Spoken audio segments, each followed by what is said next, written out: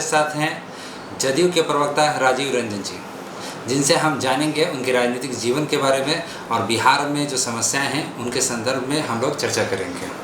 Sir, तो नीतीश कुमार जी जो हैं हमारे मुख्यमंत्री, उनमें आपको क्या ऐसा लगा जिससे लगा कि आपको जुड़ जाना चाहिए?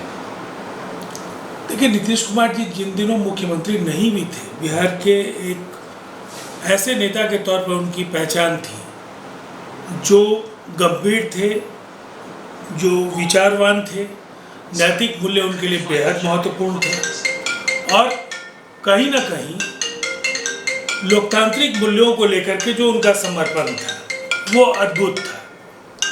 इसको रोकना कि ये असली चीज जो आज के राजनीति में जो सवाल है वो हम पूछेंगे सर, ठीक है? नहीं, आपका इंटरव्यू थी। माननीय मुख्यमंत्री श्री नीतीश कुमार जी के किन विचारों ने आपको आकर्षित किया जदयू में जाने के लिए? देखिए, सबसे पहली बात तो ये है कि आज कहीं ना कहीं मूल्यों का संकट है। राजनेता कहते कुछ हैं और करते कुछ और हैं, लेकिन कथनी और करनी में अगर किसी एक राजनेता में कोई फर्क नहीं दिखा तो न केवल बिहार, देश के चंद नेताओं में से एक नीतीश कुमार है। जब भी उन्होंने कोई वायदा किया उसको पूरा करके ज़मीन पर दिखाया और इसके कई उदाहरण हैं।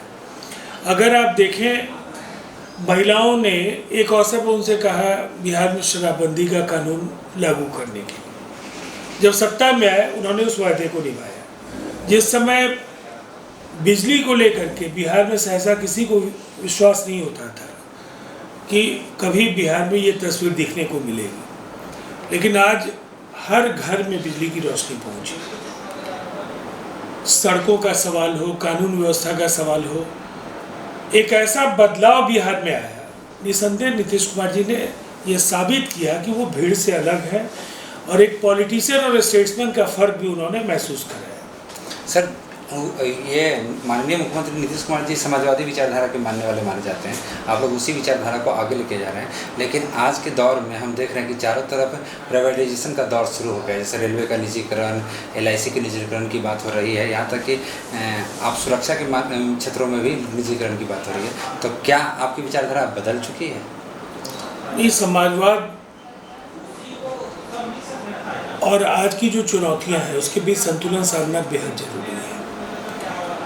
वैश्वीकरण में स्पर्धा बेहद महत्वपूर्ण है और सार्वजनिक क्षेत्रों में निजी क्षेत्रों के साथ जब स्पर्धा होती है तो उससे कहीं ना कहीं उस स्पर्धा का असर गुणवत्ता में दिखने लगता है। और आंशिक जो निजीकरण है उससे आने वाले दिनों में आपको रेलवे में भी वो फर्क दिखने लगेगा। जो सैनिटाइजेशन और कई ऐसे क्षेत्र थे जहाँ पहले उन्होंने निजीकरण को लागू किया, कैटरिंग से लेकर कई ऐसे क्षेत्र थे जहाँ आउटसोर्स करने के फैसले से वहाँ बदलाव दिखने लगे हैं। अब ट्रेन्स और जो ट्रैक्स को लेकर के कई बड़े फैसले हैं। तो ये कहीं ना कहीं अलग अलग क्षेत्रों में अगर आप देखें तो विनिवेश और निजीकरण आज ज़मीनी तौर पर उसकी ज़रूरत है। अगर उपयोगिता नहीं है तो फिर उस संपत्ति का उपयोग सुनिश्चित किया जाना भी बेहद महत्वपूर्ण है। अगर निजीकरण के जरिए सार्वजनिक क्षेत्र में अगर गुणात्मक बदलाव आ सकता है तो उसको भी जरूर अपनाया जाना चाहिए। लेकिन सैद्धांतिक तौर पर ये जरूर देखना चाहिए कि इससे भारत जैसे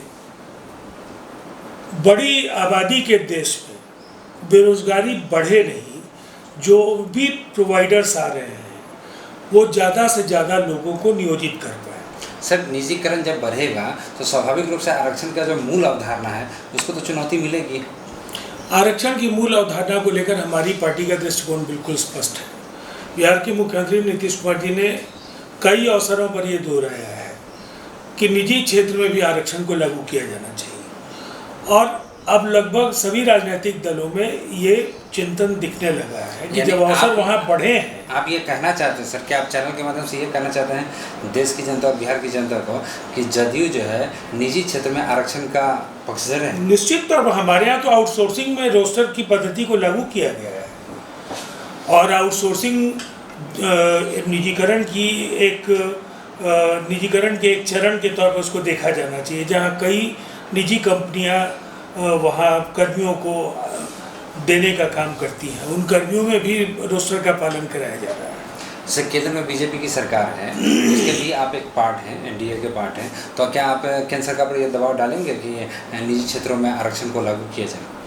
देखिए, निजी क्षेत्र में आरक्षण एक सैद्धांतिक तौर पर सहमति बनती जा रही है और दबाव की स्थिति नहीं है। सौहार्दपूर्ण तरीके से भारतीय जनता पार्टी और जनता दल यूनाइटेड इसका तार्किक समाधान ढूंढ ही लेंगे। अभी सर आप देख रहे होंगे कि जो बाढ़ आया है बिहार में, उसमें कई जगह पुलिया टूट गई है और इसमें बहुत भ्रष्टाचार का भी आरोप लग रहा है। इस विषय में आप क्या कहना चाहते हैं? मुझे लगता है इसको थोड़ा अतिरंजी तरीके से रखा जा रहा है। 1987 और 2017 में जो उच्चतम जल स्तर था, गंडक, बूढ़ी गंडक, अधवारा समूह की नदियों में, वो स्तर भी इस बार पार हुआ और अकेले नेपाल से 4,36,000 क्यूसेक पानी डिस्चार्ज हुआ। बिहार में भी 1,00,000 क्यूसेक पानी से ज़्यादा बारिश की वजह से है और ये कहीं ना कहीं नदियों में 26 सेंटीमीटर तक जलस्तर ऊपर हुआ है। तो उसका जो दबाव था और जो प्रवाह था, कहीं भी पुल क्षतिग्रस्त नहीं हुए हैं। सर, 70 घाट पर तो क्षतिग्रस्त होने, वहाँ पर रिकॉर्डिंग भी किया है। हाँ, नहीं हुआ है, जो कुछ हुआ है वो अस्वाभाविक नहीं है, इसलिए कि जल का जो प्रवाह है और जिस तरह से तीव्र कटाव की स्थितियाँ हो सकती थी, इसके विनाशकारी परिणाम हो सकते थे, लेकिन अभियंताओं ने 24 घंटे निगरानी की है, सामग्री स्थल पर रहा है और जो बिहार की तस्वीर है वो कहीं ना कहीं इससे भयावह हो सकती थी।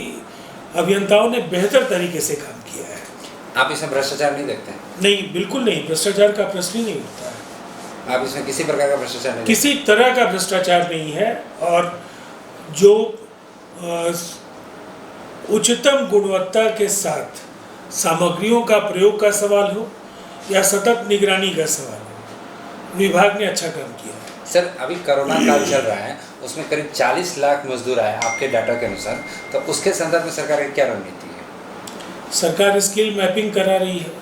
सरकार हुनर के आधार पर लोगों को नौकरियों के संबंध में एक रोडमैप पर काम कर रही है। कई स्थानों पर नौकरियां दी भी गई हैं, लेकिन अभी बाढ़ और कोरोना दोनों की जो दोहरी चुनौती है, उसमें मानवता की रक्षा भी बेहद महत्वपूर्ण है और इसीलिए ये सभी जो सवाल हैं, इन सवालों का समन्वित कैसे रास्ता प्रशस्त हो, ये सरकार के समक्ष एक बड़ी चुनौती थी।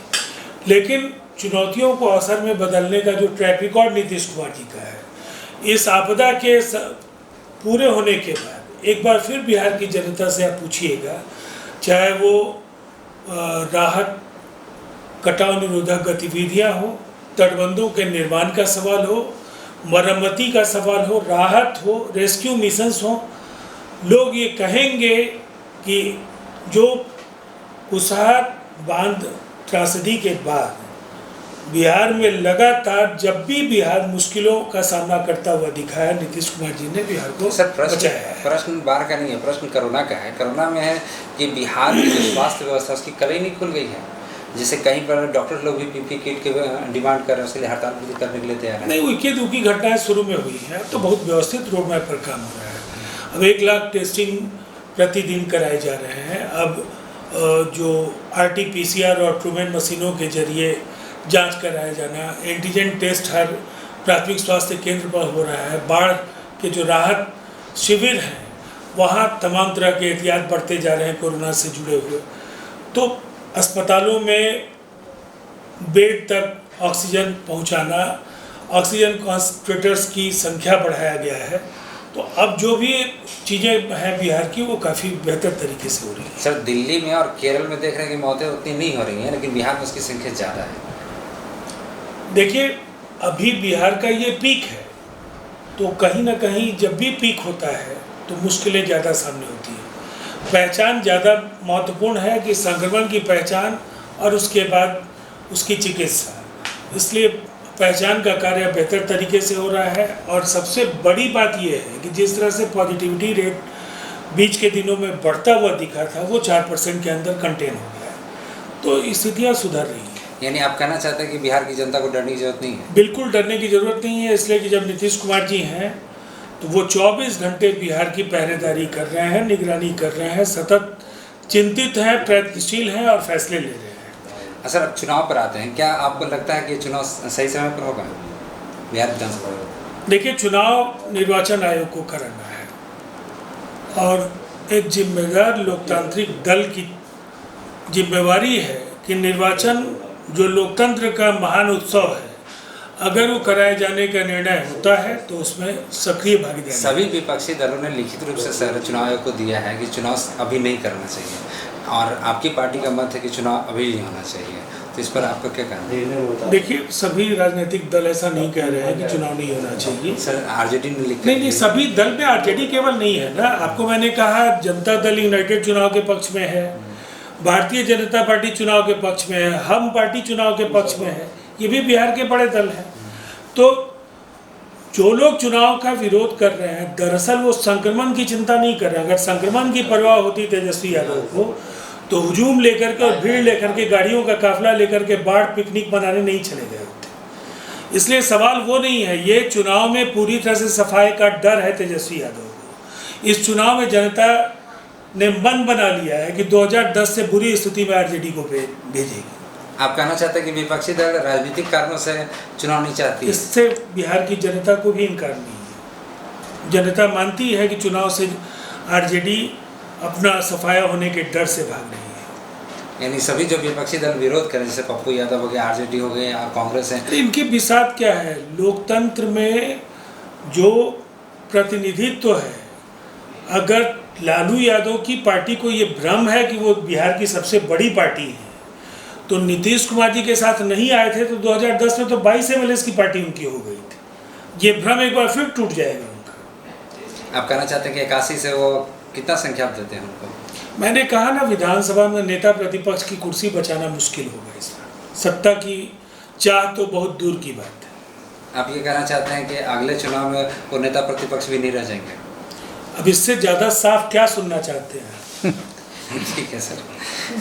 अभी सर एक और प्रश्न है जिस पर हम आपसे सवाल जानना चाहते हैं कि ये जो पटना क्षेत्र है जिसका संभवतः आप प्रतिनिधित्व भी करेंगे, तो इस क्षेत्र में जो सबसे बड़ी समस्या है सर, पानी लगने की समस्या है, ड्रेनेज की समस्या है, उसके संदर्भ में आप क्या कहना चाहते हैं? देखिए, मेरे बारे में लोग एक चीज़ जानते हैं, एक वर्कर की तरह मैं जनता के बीच रहा हूँ और आगे भी रहूँगा। शहर बेहतर तरीके से व्यवस्थित हो, जल जमाव, सफाई का जो सवाल है, और जनता को जो नागरिक सुविधाओं को लेकर के परेशानियां हैं, उनके हित में जो बेहतर से बेहतर रोड मैप होगा उस पर मैं काम करूंगा। अधिकारियों को उस रोड मैप का क्रियान्वयन करने के लिए बाध्य करूंगा। आपके एक सर सहयोगी हैं एलजेपी, वो लगातार सरकार के खिलाफ बोल रहे हैं, इस विषय पर आप क्या कहना चाहते हैं? लोकतंत्र में सबको कई बातें कहने का अधिकार है, लेकिन पहली बार मौसम के अनुमान में चूक हो जा सकती है। आप कहना ये चाहते हैं कि रामविलास जी का मौसम वैज्ञानिक जो कहा जाता है, इस पर वो गलत साबित होगा? नहीं, मैंने ऐसा कुछ भी नहीं कहा। मैंने बस ये कहा कि जन भावनाएं समझिए, जनता के साथ हर राजनीतिक दल को खड़ा होना चाहिए, और जनता ने मन बना लिया है। एक अपराजय जनादेश नीतीश कुमार जी के नेतृत्व में एनडीए को बिहार में फिर से मिलेगा, तो ऐसे में जो लोग साथ नहीं होंगे उन्हें पछतावा होगा। चिराग पासवान ने जो प्रश्न उठाए हैं और कह रहे हैं कि जनता से सरकार दूर हो गई है, चुनाव के परिणाम बताएंगे। चुनाव के परिणाम बताएंगे। तो आप ये कहना चाहते हैं कि एलजेपी एथी में रहेगी या नहीं रहेगी? हम भविष्यवक्ता तो है नहीं, हम तो चाहेंगे कि सारे दल मिलकर लड़ें, जन भावनाओं पर खरे उतरे, एक मजबूत अस्थायी सरकार के निर्माण में सबों की भूमिका हो। आप देख रहे थे यूथ एजेंडा लाइव, हमारे साथ थे जदयू के प्रवक्ता राजीव रंजन जी और हम कैमरामैन हमारे साथ चंद्रशेखर जी। धन्यवाद।